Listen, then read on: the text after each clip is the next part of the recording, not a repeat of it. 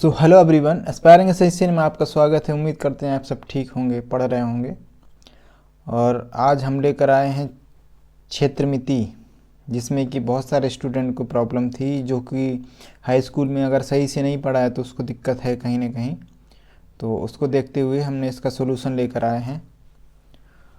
और यहाँ से देखते हैं कि क्षेत्रमिति 2D और 3D, इसकी शुरुआत यहीं से करते हैं। 2D का मतलब क्या है, 3D का मतलब क्या है। 2D मतलब होता है 2 डायमेंशनल, 3D मतलब होता है 3 डायमेंशनल। 2D में क्या क्या आता है, लंबाई और चौड़ाई। इसमें सिर्फ लंबाई चौड़ाई होती है। और 3D में होता है लंबाई चौड़ाई प्लस एक और चीज़ बढ़ जाती है, ऊंचाई। तो यहाँ से 3 डायमेंशन 3 बीमाएँ हो जाती हैं। और इसमें क्या है कि हमने शुरुआत की है त्रिभुज से। त्रिभुज, ट्रायंगल। तो ट्रायंगल क्या है, ट्रायंगल को कहते हैं कि किसी भी 3 भुजाओं से निर्मित बंद आकृति को त्रिभुज कहते हैं। अब इसको डिवाइड करते हैं। ये भुजाओं के आधार पर देखें तो एक समबाहु त्रिभुज, समद्विबाहु त्रिभुज, विषमबाहु त्रिभुज। और इसको कोणों के आधार पर भी हम बांटते हैं। कोणों के आधार पर बाद में पढ़ेंगे, पहले हम शुरुआत करते हैं एक एक करके। समबाहु, समद्विबाहु, विषमबाहु, एक एक करके इनको पढ़ेंगे। और इसके जो एंगल, कोण का सम होता है कितना, सभी कोणों का सम होता है 180 डिग्री। तो यहाँ से हम देखते हैं कि भुजा हमारी हो गई ए बी, ये सी। इसकी जो माप लिख देंगे, यहाँ पे लिख देंगे ए। अभी क्या है, समबाहु त्रिभुज है। समबाहु का मतलब होता है सभी भुजाएं, सम मतलब बराबर होता है, सभी भुजाएं बराबर। अगर हमने इसको ए लिया है तो ये भी ए होगी, ये भी ए होगी। और इसकी जो है समबाहु त्रिभुज में सभी भुजाएं बराबर होती हैं और सभी कोण बराबर होते हैं। तो कोण जब 180, टोटल सम कितना होता है 180 डिग्री, 180 डिग्री होता है। तो प्रत्येक कोण बराबर है तो 3 से भाग करेंगे तो कितना है 60 डिग्री। तो प्रत्येक कोण हो जाएगा 60 डिग्री का। 60 डिग्री ये भी है, 60 डिग्री ये भी है। अब क्षेत्रमिति का हम यूज कैसे करते हैं, कभी परिमाप पूछेंगे, कभी ऊंचाई, कभी क्षेत्रफल। अब परिमाप होता क्या है, अगर परिमाप शब्द आ जाए तो परिमाप को होता है परिता, चारों तरफ। परि का मतलब होता है चारों तरफ, और माप मतलब होता है नापजोख। तो चारों तरफ मतलब क्या होता है, बाउंड्री। अगर परिमाप कहीं भी पूछे मतलब सीधे है कि ये बाउंड्री पूछ रहा है, बाउंड्री की माप पूछी जा रही है, ये बाउंड्री है। परिमाप का मतलब ये होता है।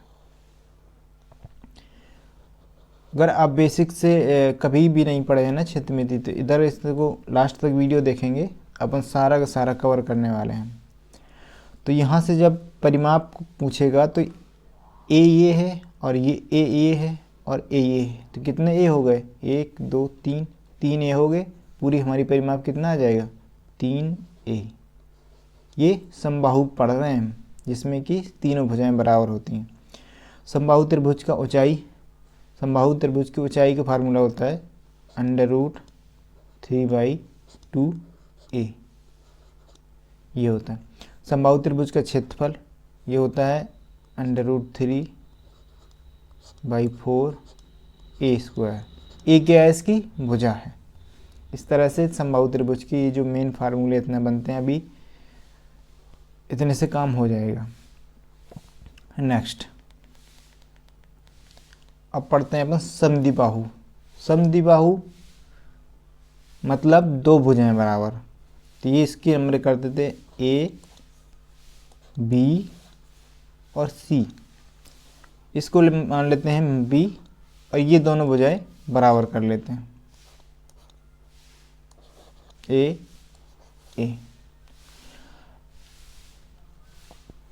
इन दोनों भुजाओं के सामने के एंगल क्या होते हैं, बराबर होते हैं। अगर ये थीटा है तो ये भी थीटा होगा, और ये कुछ भी हो सकता है, मान लेते हैं अल्फा मान लेते हैं। अब यहाँ पर बात करेंगे हम समद्विबाहु त्रिभुज का परिमाप की। परिमाप क्या बताया था मैंने कि परिमाप का मतलब होता है बाउंड्री वाल। किसी भी चीज़ की जो परिमाप पूछेगा तो उसका बाउंड्री वाल होता है ये क्षेत्र, ये सभी भुजाओं का योग। तो यहाँ पे भुजा कौन सी है? ए है, ए है, ए बी है। तो कितने ए हैं? 1 2, 2 तो ए हैं, ये दोनों जुड़ गई, प्लस एक ये क्या बची? बी, ये बी बची। अब यहाँ से पूछेगा समद्विबाहु त्रिभुज का ऊंचाई। समद्विबाहु त्रिभुज का ऊंचाई होता है b square minus 4a square under root upon 2। ये इसका फार्मूला तो आता है, इसी को करके परपेंडिकुलर डाल के फिर पाइथागोरस लगाते हैं, इसी से निकल कर आता है। अब समद्विबाहु त्रिभुज का क्षेत्रफल होता है किसी भी उसका हाफ बेस इंटू हाइट। तो यहाँ से लेंगे हम हाफ 1/2, बेस क्या है?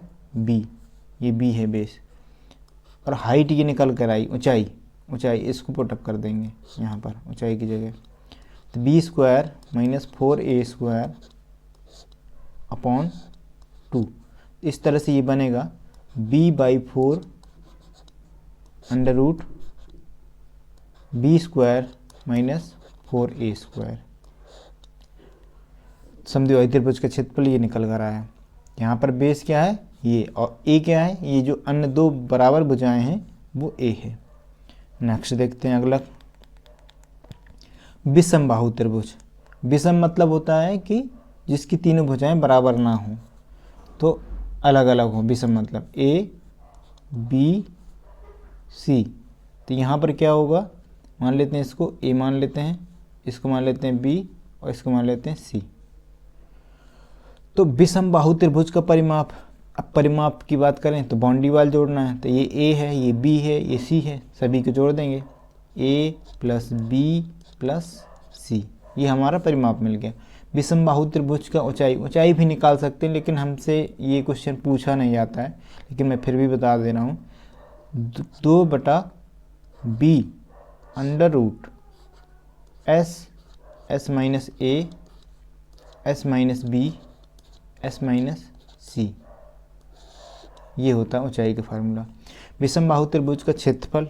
अब क्षेत्रफल की बात करें तो एक निकालते हैं हम, a plus b plus c by 2, ये होता है एस कहते हैं इसको अर्ध परिमाप, परिमाप का आधा, अर्ध परिमाप।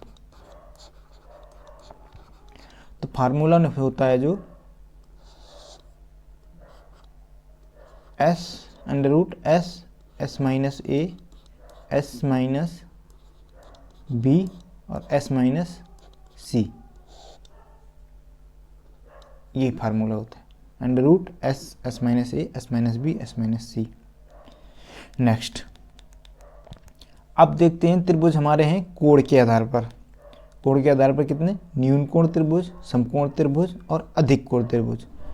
तो त्रिभुज जानते हैं ए बी सी। अब न्यून कोण त्रिभुज में होता है कि तीनों एंगल उसके 90 डिग्री से कम होने चाहिए, तो वो त्रिभुज क्या कहलाएगा? न्यून कोण त्रिभुज कहलाएगा। थीटा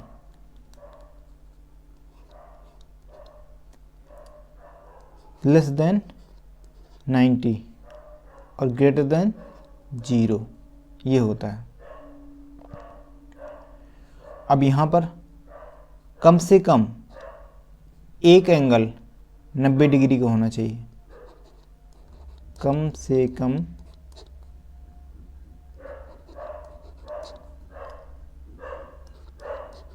एक एंगल कोण 90 डिग्री। अब अधिक कोण त्रिभुज में क्या है? कम से कम एक कोण 90 से 180 के बीच में होना चाहिए। थीटा कितना? 180 से कम हो और 90 से ज़्यादा हो, ये होता है। इधर इसको अधिक कोण त्रिभुज कहेंगे। तो समकोण त्रिभुज कैसे बनता है? ऐसे बनता है ए बी सी, यहाँ पर होता है 90 डिग्री। इसका क्षेत्रफल का निकल के क्या आता है फार्मूला, क्षेत्रफल हाफ बेस, ये हो जाएगा b, ये इसको ले लेते हैं ऊंचाई, हाफ बेस इंटू हाइट, ये क्षेत्रफल निकल के आता है समकोण त्रिभुज का। इस तरह से हमने लगभग क्षेत्रमिति के हिसाब से हमने त्रिभुज को पूरा कर लिया। आगे भी ये चतुर्भुज है और सारे चतुर्भुज अलग अलग पढ़ेंगे, वर्ग है, आयत, समांतर चतुर्भुज, समचतुर्भुज, ऐसे एक एक क्लास लेकर आते रहेंगे। इस तरह से हमारा क्षेत्रमिति पूरा हो जाएगा। अगर एक साथ पूरा करेंगे तो वीडियो हो जाएगी लंबी और आप लोग शायद ना देखें, इस वजह से एक एक करके हम लाते रहेंगे। और 3D भी नीचे है, 3D की भी PDF बना रखी है। इस तरह से सारे करते रहेंगे और लास्ट में पूरा इनका सवाल का क्वेश्चन कर लेंगे। और आशा करता हूँ आपको समझ में आया होगा। पढ़ते रहिए, इम्प्रूवमेंट करते रहिए और थैंक्स फॉर वाचिंग। अगर आप वीडियो में नए हैं तो सब्सक्राइब कर दीजिए, वीडियो को लाइक कर दीजिए।